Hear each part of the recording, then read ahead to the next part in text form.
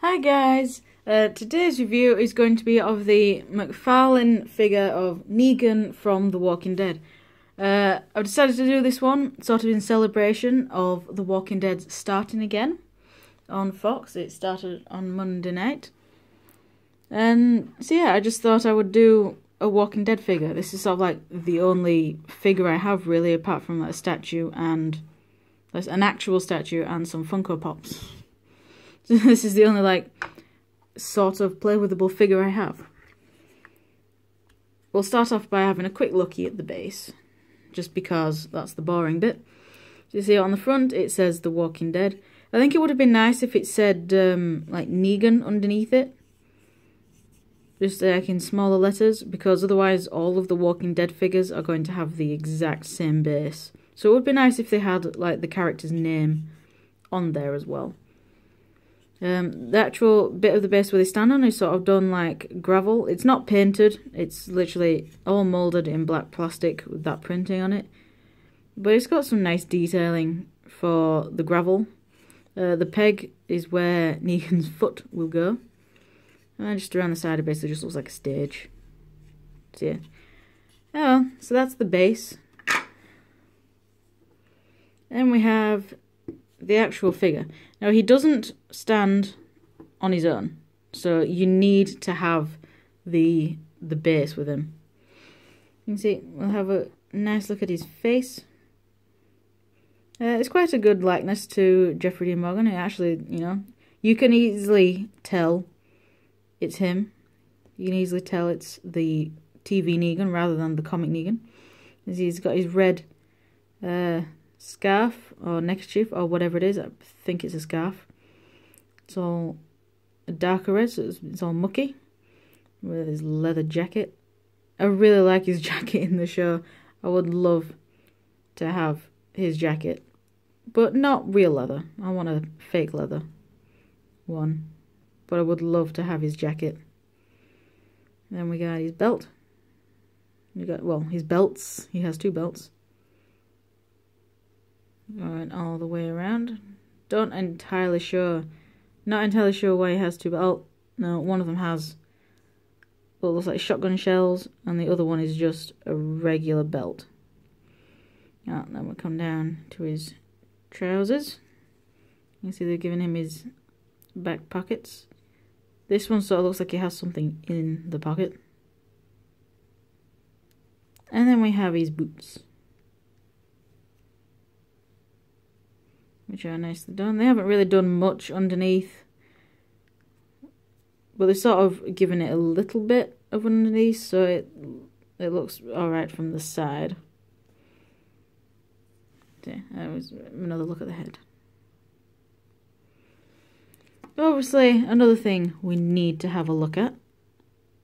Let go of it. He's not gonna let go. He's not gonna let go of it. He's not letting go. We need to have a look at Lucille, who, if you watch The Walking Dead, Lucille is his trusty baseball bat covered in barbed wire. And this is done really nicely. I mean, it's not super spiky, so you don't have to worry about kids like pricking the fingers, because there's no actual barbs poking off it. There has been some moulded in, but it's all flat. So yeah, you don't need to worry about pricking your finger on any of it. Yeah, it's done nicely. There's no blood on it, so this is clean Lucille before he's whacked someone. And obviously we'll come down and we've got the handle there as well, which is done. So it's all done really nicely. So the thing about these McFarlane figures, he does stand on his own.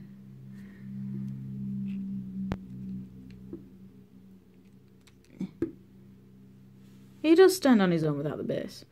But you have to have his feet positioned perfectly. Otherwise he will not stand. Now the thing about these McFarlane figures is they're mostly like statues, but they have a little bit of posability in them. So his head is on like a swivel. That's all it can do because the scarf is in the way. He can look up and down a little bit, but once again, the scarf is in the way. His arms can go out. That far for the Lucille hand and that far for the other arm. His elbows are on soft ratchets. As you can see, it's got grooves in the joint. I think it's sort of worn down on the Lucille arm because there is no ratchet in there at all. But there is very soft in the normal arm. Obviously this also acts as a bit of a swivel, and his hands can rotate as well. Oops. Yeah, his hands can rotate as well. There is, I think they're on a ball joint because there is a bit of that movement as well. So I think his hands are on ball joints. Yeah, just looking down into the hinge, into his sleeve, I can confirm his hands are on ball joints. Same with this hand. Yeah, the hand is on a ball joint. So yeah, I'll just put his top half back into position. There we go. Now for his legs are a little strange. Because one leg moves back more than the other and one leg moves forward more than the other. With his right leg, it can move. He's got a tiny little bit of a spread. That's it. Yeah, most of the articulation with him is in his arms. But his leg, this leg can move back a tiny bit. This one can move forward a tiny bit. So there is literally nothing in the legs apart from the knees. He's got good ratchet knees,